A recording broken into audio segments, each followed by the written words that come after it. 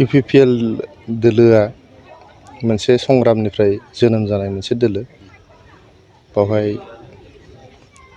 बर' हारिनि थामोनथा, रैखाथि, जौगानाय गासैखौबो लानानै इउपिपिएल दोलोआ सिगांगासिनो दङ।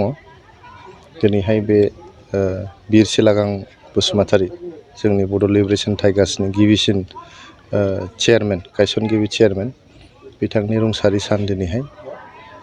बिथांखौ जों अबथिरायै खोमानानै लानांदों। बै समाव उदखारिनि गाग्लोबनायाव बिथाङा जिउ खोमानो गोनां जादोंमोन 1997 मायथाइयाव। दा बिथाङा हयथ' थाबावनायमोनबा बर' माहारिनो गोबां बेबायदि बिहोमा होलांनो हाबावगौमोन। नाथाय जिहेतु बिथाङा अबथिरा मुंख्लं जालांबाय, इयुन जोलैनो मोनसे थुलुंगानि बिथाङा सर्स जानानै थालांबाय।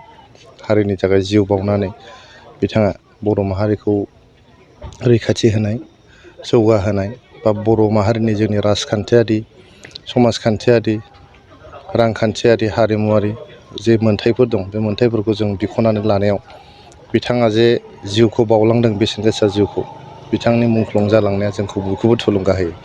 दिनैहाय जिहेतु इउपिपिएल दोलोआ सरकाराव दङ, सिमोनहाय नोंथांमोना मिथियो जे बिथांनि मुसुखाखौ बेखेवनानै होफैदों जोंनि मानगोनां चिफ सारआ प्रमद बर' बिथाङा। बेबायदिनो बिथांनि जे नैबे जे जायगायाव बिथांखौ बेयाव फबनाय जादों बिर सिलागां बसुमतारीखौ, बेखौ जौगाखांहोनायावहाय जोंनि सरकारा जेब्लायबो इनिसियेटिभ लालांबाय थागोन। आरो नोंथाङा जेखौ होनदों बिथांनि सान्थौ सानस्रि आरो मावलांनायखौ प्रसार खालामनो थाखाय सारा बड'लेण्डआवनो बिथांनि मुङैहाय मिनि स्टेडियाम गायसननानैहाय बिथांनि मुंख्लं जालांनायखौ अराय गोजोर खालामनो, बिथांनि जिउखौ जिउ आरो जारिमिनखौ मावलांनायखौ अराय गोजोर खालामनो थाखाय बे हाबाफारिखौ जोंनि इउपिपिएल सरकारा लानो नाजादों। 2023-24 सोलोंथाइ बोसोरनि थाखाय गोदान मुं थिसननाय लानानै फैदों डन बस्क' डिग्री कलेज साफागुरिया। देग्लायनिफ्राय डन बस्क' डिग्री कलेज साफागुरियाव बेचलर अफ आर्ट्स एबा BA नि सेथि सेमिस्टारनि गोदानै मुं थिसननाया दायो सोलिगासिनो दं।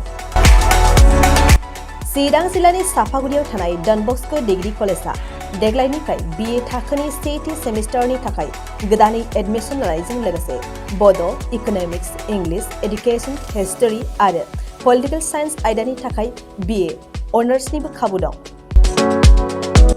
गोग्गो सोलोंथाइनि थासारिजों लोगोसेयैनो डन बस्क' डिग्री कलेज साफागुरियाव आलादा आलादायै हौवा हिन्जावनि थाखाय हस्टेलनि खाबुबो दं।